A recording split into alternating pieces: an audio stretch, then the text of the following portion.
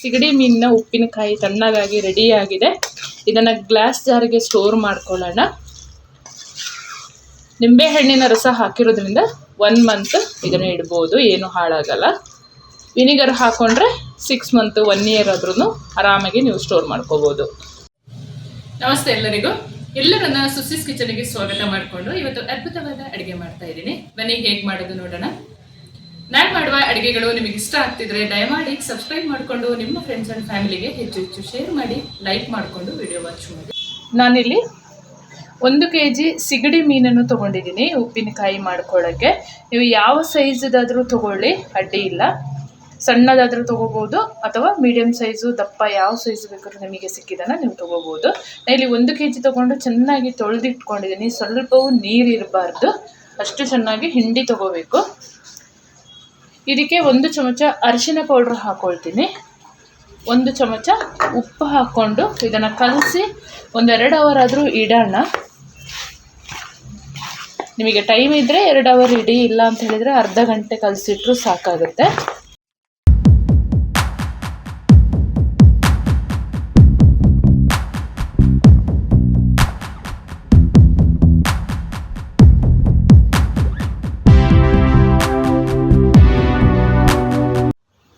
ನಾನು ಫಿಶ್ ಉಪ್ಪಿನಕಾಯಿ ಮಾಡಿಕೊಳ್ಳಲು ಮಸಾಲೆ ಹುರ್ಕೊಳ್ಳೋಣ. ಒಂದು ಫ್ರೈ ಪ್ಯಾನನ್ನು ಬಿಸಿಗೆ ಇಟ್ಕೊಂಡಿದ್ದೀನಿ.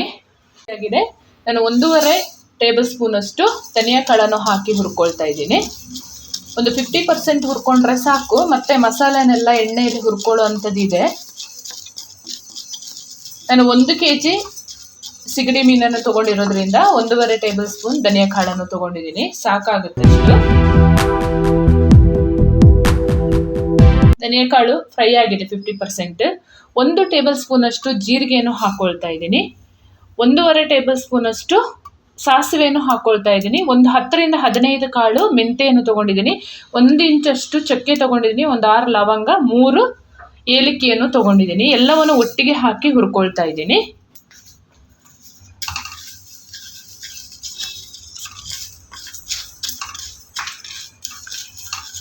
ಜಸ್ಟ್ ಫ್ರೈ ಆದರೆ ಸಾಕು ಇದು ಪೌಡ್ರ್ ಮಾಡ್ಕೊಳ್ಳಿಕ್ಕೆ. ನೀವು ಬೇಕಿದ್ರೆ ಬ್ಯಾಡಗಿ ಮೆಣಸನ್ನು ಮಿಕ್ಸಿ ಮಾಡಿ ಹಾಕೊಳ್ಳೋದಾದರೆ ಈಗಲೇ ಹಾಕ್ಕೊಂಡು ಹುರ್ಕೋಬೋದು. ನಾನು ಕಾಶ್ಮೀರಿ ಚಿಲ್ಲಿ ಪೌಡ್ರನ್ನು ಯೂಸ್ ಮಾಡೋದ್ರಿಂದ ನಾನು ಬ್ಯಾಡಗಿ ಮೆಣಸನ್ನು ಯೂಸ್ ಮಾಡ್ತಾ ಇಲ್ಲ. ಮಿಕ್ಸಿಗಿಂತನೂ ಈ ಉಪ್ಪಿನಕಾಯಿಗಳಿಗೆಲ್ಲ ಮಸಾಲೆ ತೆಗೆಯುವಾಗ ಕಲ್ಲಲ್ಲಿ ಕಡಿದು ಮಾಡಬೇಕು, ಅದು ಭಾರಿ ರುಚಿ ಇರುತ್ತೆ. ಇದು ಸಾಕಿಷ್ಟು ಫ್ರೈ ಆದರೆ. ಇದು ತಣ್ಣಗಾದ್ಮೇಲೆ ಇದನ್ನು ಪೌಡ್ರ್ ಮಾಡ್ಕೊಳ್ಳೋಣ. ಸೇಮ್ ಒಂದು ಬಾಣಲೆಗೆ ನಾನು ಕಲಸಿ ಇಟ್ಕೊಂಡಿದ್ನಲ್ಲ ಸಿಗಡಿ ಮೀನನ್ನು, ಅದನ್ನು ಹಾಕ್ಕೊಂಡು ನೀರನ್ನೆಲ್ಲ ಬತ್ತಿಸ್ಕೊಳ್ತೀನಿ. ಯಾಕೆಂದರೆ ಎಣ್ಣೆಯಲ್ಲಿ ಫ್ರೈ ಮಾಡುವಾಗ ನೀರಿದ್ರೆ ಭಾಳ ಕಷ್ಟ, ಹಾಗಾಗಿ ನೀರನ್ನು ಬತ್ತಿಸ್ಕೊಳ್ಬೇಕು. ನಿಧಾನ ಉರಿಯಲ್ಲಿ ಇದನ್ನು ಈ ಥರ ನೀರು ಬತ್ತಿಸ್ಕೊಳ್ಬೇಕು. ನೀರು ಸ್ವಲ್ಪ ಬಿಡುತ್ತೆ ಇದರಲ್ಲಿ, ತಲೆ ಕೆಡಿಸ್ಕೊಳ್ಬೇಡಿ ನೀವು. ಎಷ್ಟೇ ನೀರನ್ನು ತೊಳೆಯುವಾಗ ಹಿಂಡಿ ತೊಗೊಂಡ್ರೂ ಕೂಡ ಸ್ವಲ್ಪ ನೀರಿರುತ್ತೆ, ಆದರೆ ಅದು ನಿಧಾನ ಉರಿಯಲ್ಲಿ ಬತ್ತಿಸ್ಕೊಳ್ಬೋದು, ಏನೂ ತೊಂದರೆ ಇಲ್ಲ.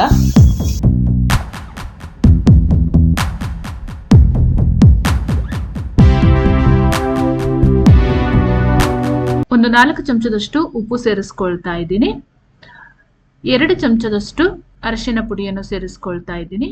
ಒಂದು 4 ಚಮಚದಷ್ಟು ಕಾಶ್ಮೀರಿ ಚಿಲ್ಲಿ ಪೌಡ್ರನ್ನ ಸೇರಿಸ್ಕೊಂಡು ಮಿಕ್ಸ್ ಮಾಡ್ಕೊಳ್ಳೋಣ. ವಿನಿಗರ್ ಹಾಕ್ಕೊಂಡು ಪೇಸ್ಟ್ ಮಾಡ್ಕೊಳ್ತೀನಿ. ವಿನಿಗರೇ ಯೂಸ್ ಮಾಡ್ಕೊಳ್ಳಿ. ನಾನು ಸ್ವಲ್ಪ ಲೆಮನ್ ಜ್ಯೂಸ್ ಕೂಡ ಹಾಕ್ಕೊಳ್ತೀನಿ, ಯಾಕೆಂತೇಳಿದ್ರೆ ತುಂಬ ರುಚಿ ಕೊಡುತ್ತೆ ಉಪ್ಪಿನಕಾಯಿಗೆ ಲೆಮನ್ ಜ್ಯೂಸ್ ಹಾಕ್ಕೊಂಡ್ರೆ. ಹಾಗಾಗಿ ನಾನು ಕಡಿಮೆನೇ ಮಾಡಿರೋದ್ರಿಂದ ನಿಂಬೆಹಣ್ಣಿನ ರಸ ಯೂಸ್ ಮಾಡ್ತಾ ಇದ್ದೀನಿ.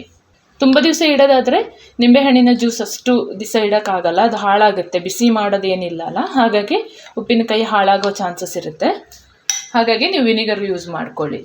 ನಾನಿಲ್ಲಿ ಉಪ್ಪಿನಕಾಯಿಗೆ 3 ನಿಂಬೆಹಣ್ಣನ್ನು ತೊಗೊಂಡಿದ್ದೀನಿ, ದಪ್ಪ ಸೈಜದು.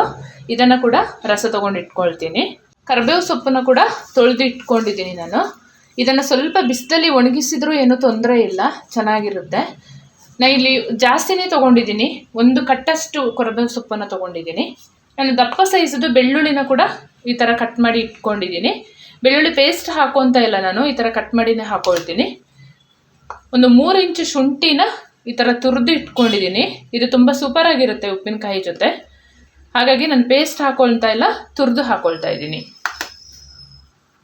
ಇಟ್ಕೊಂಡಿರೋದ ಮಸಾಲೆ ಪದಾರ್ಥನ ಒಂದು ಮಿಕ್ಸಿ ಜಾರಿಗೆ ಹಾಕೊಂಡಿದ್ದೀನಿ. ತಣ್ಣಗಾಗಿದೆ. ಇದನ್ನ ಪೌಡ್ರ್ ಮಾಡ್ಕೊಳ್ಳೋಣ ನೈಸಾಗಿ. ಸಿಗಡಿ ಕಂಪ್ಲೀಟ್ ಆಗಿ ಡ್ರೈ ಆಗಿದೆ, ನೀವು ನೋಡ್ಬೋದು. ಈ ತರ ಡ್ರೈ ಮಾಡ್ಕೊಂಡ್ರೆ ಸಾಕು. ಎಣ್ಣೆ ಬಿಸಿ ಆಗಿದೆ. ನೀರು ಬತ್ತಿಸಿ ಇಟ್ಕೊಂಡ ಸಿಗಡಿಯನ್ನು ಹಾಕೊಳ್ಳೋಣ. ಎಣ್ಣೆ ಜಾಸ್ತಿ ಬಿಸಿ ಆಗೋದು ಬೇಡ, ಚಂದ ಫ್ರೈ ಮಾಡ್ಕೋಬೇಕು. ಬೇಗ ಫ್ರೈ ಆಗುತ್ತೆ ಈ ಸಿಗಡಿ, ತುಂಬ ಹೊತ್ತೇನು ತಗೊಳ್ಳಲ್ಲ. ಚೆನ್ನಾಗಿ ಮಿಕ್ಸ್ ಮಾಡಿ ಸಿಗಡಿಯನ್ನು ಫ್ರೈ ಮಾಡ್ಕೊಳ್ಳೋಣ.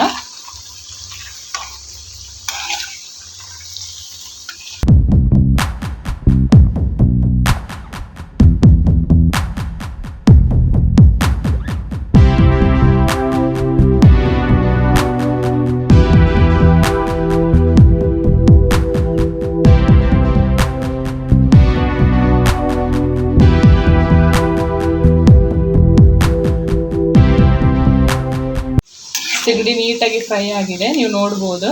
ಈ ಥರ ಕ್ರಿಸ್ಪಿಯಾಗಿ ಫ್ರೈ ಮಾಡ್ಕೋಬೇಕು. ಇದನ್ನು ತಗೊಳ್ಳೋಣ ಈಗ.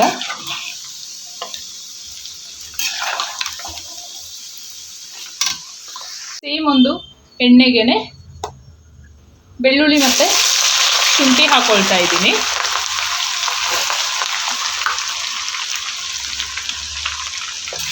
ಹಾಕುವಾಗ ಹುಷಾರಾಗಿ ಹಾಕ್ಕೊಳ್ಳಿ. ಸ್ವಲ್ಪ ಉರಿ ಕಡಿಮೆ ಮಾಡ್ಕೊಂಡು ಹಾಕೊಂಡ್ರೆ ಒಳ್ಳೆಯದು. ಚಂದ ಫ್ರೈ ಮಾಡ್ಕೋಬೇಕು. ಶುಂಠಿ ಮತ್ತು ಬೆಳ್ಳುಳ್ಳಿನ ಈ ಥರ ಫ್ರೈ ಮಾಡ್ಕೋಬೇಕು. ಇದರ ಜೊತೆಗೇನೆ ನಾನು ಮಸಾಲೆ ತೆಗೆದಿದ್ನಲ್ಲ ಅದನ್ನು ಹಾಕಿ ಫ್ರೈ ಮಾಡ್ಕೊಳ್ಳೋಣ. ಚಂದ ಮಿಕ್ಸ್ ಮಾಡಿಕೊಂಡು ಫ್ರೈ ಮಾಡ್ಕೋಬೇಕು. ಟೇಸ್ಟ್ ನೋಡಿಕೊಂಡು ಉಪ್ಪು ಮತ್ತು ಖಾರ ಇವಾಗಲೇ ಹಾಕ್ಕೊಂಡು ಫ್ರೈ ಮಾಡ್ಕೊಳ್ಳಿ. ಸ್ವಲ್ಪ ಮಸಾಲೆ ಪೌಡ್ರನ್ನ ಹಾಕೋಬೋದು ನೀವು. ಸ್ವಲ್ಪ ಪದಾರ್ಥನ ಹುರಿದಿಟ್ಕೊಂಡು ಪೌಡ್ರ್ ಮಾಡಿ ಇಟ್ಕೊಂಡಿದ್ನಲ್ಲ ಅದನ್ನು ಸೇರಿಸ್ಕೊಳ್ತಾ ಇದ್ದೀನಿ.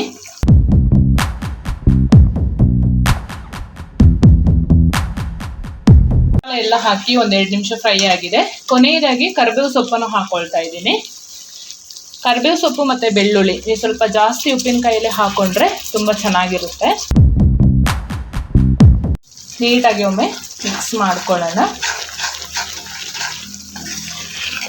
ಎಲ್ಲವೂ ಚಂದ ಫ್ರೈ ಆಗಬೇಕು.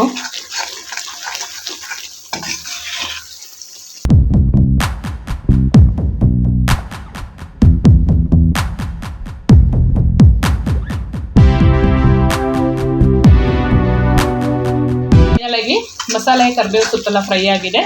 ಹುರಿದಿಟ್ಕೊಂಡ ಸಿಗಡಿಯನ್ನು ಹಾಕೊಳ್ತಾ ಇದ್ದೀನಿ ಈಗ. ಚೆನ್ನಾಗಿ ಮಿಕ್ಸ್ ಮಾಡ್ಕೊಳ್ಳೋಣ.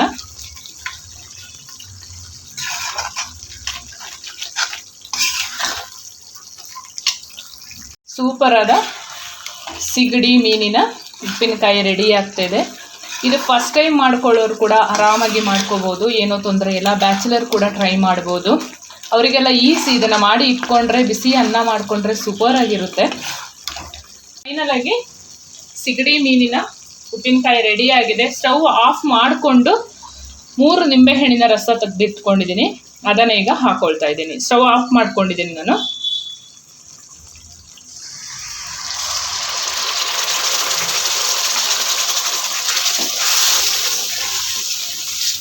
ನೀಟಾಗಿ ಮಿಕ್ಸ್ ಮಾಡ್ಕೊಳ್ಳೋಣ ಒಮ್ಮೆ.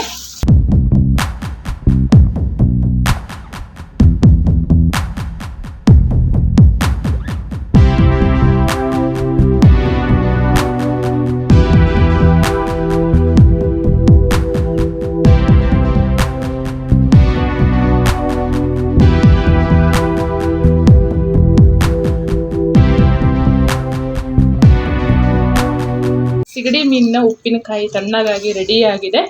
ಇದನ್ನು ಗ್ಲಾಸ್ ಜಾರಿಗೆ ಸ್ಟೋರ್ ಮಾಡ್ಕೊಳ್ಳೋಣ. ಫೈನಲ್ ಆಗಿ ಸೂಪರ್ ಆದ ಮೀನಿನ ಉಪ್ಪಿನಕಾಯಿ ರೆಡಿಯಾಗಿದೆ. ನಾನು ಮಾಡುವ ಅಡುಗೆಗಳು ನಿಮಗೆ ಇಷ್ಟ ಆಗ್ತಿದ್ರೆ ದಯಮಾಡಿ ಸಬ್ಸ್ಕ್ರೈಬ್ ಮಾಡಿಕೊಂಡು ನನ್ನ ಚಾನಲ್ಗೆ ಸಪೋರ್ಟ್ ಮಾಡಿ. ಮುಂದೆ ಅದ್ಭುತವಾದ ಹೊಸ ಅಡುಗೆಯೊಂದಿಗೆ ನಿಮ್ಮನ್ನು ಭೇಟಿ ಮಾಡ್ತೀನಿ. ಅಲ್ಲಿವರೆಗೂ ತುಂಬ ಹೃದಯದ ಧನ್ಯವಾದಗಳು.